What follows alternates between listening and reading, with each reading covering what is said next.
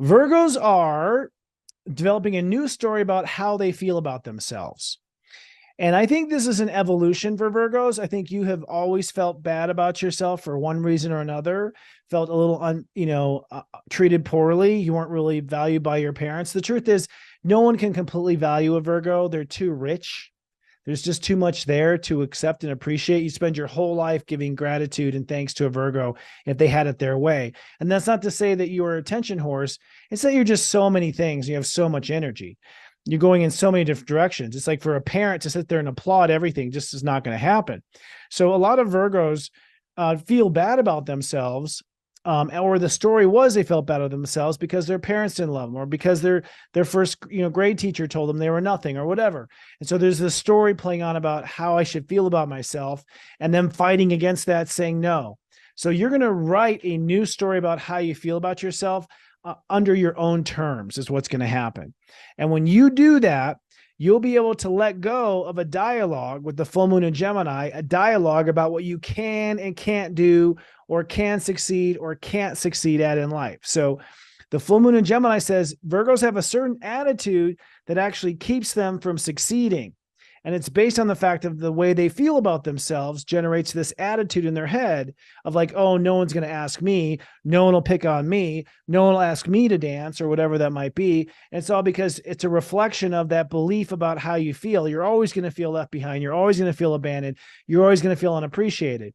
Once you change the story of what you believe, how you should feel, well, then suddenly what you can do opens up. Sky's the limit. So you're going to end an attitude about what's possible or not in your career, legacy, or parenting, because you're going to adopt a new story about how you feel about yourself. And it's going to change your self-discipline. Now, the Mercury square Neptune aspect says you're going to have to, there's going to be a new story about what brings emotional serenity into your life.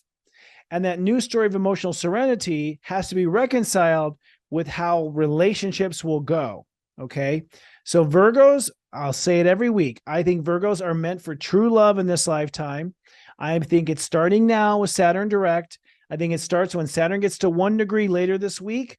Your love story is officially in motion. But you have to reconcile that you're going to feel good whether you're married or not. So your story of emotional serenity, of emotional completion, of emotional foundation has to be independent of the relationship. You can't hang that responsibility on a relationship. Like, well, I'll feel happy when I find that person. No, you have to feel happy independently, and then you'll find that person. I think that's the way it works. If there are strings attached to you feeling good, you'll never feel good. God don't play that way. There can be no strings attached, okay? So you have to sort of line up feeling good and how that leads to a happy relationship, not have a story of not feeling good because I don't have the relationship I want. That story has to be ended. It has to be coordinated for the positive. Now, with Venus moving across the South Node, you're basically going to be letting go of old, let's say, business. So basically letting go of old business, old revenue streams.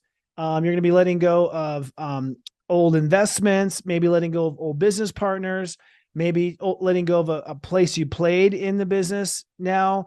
And with the North Node in Aries, it's now time to embrace transformation, a change of life, that you're going to change your life as a result of making these changes. So you're ultimately going to let go of old investments so that you can change the rest of your life. And that happens again, most likely on or around Wednesday, where you realize, you know what, fuck it. Oh, pardon my French. I'm not going for this anymore.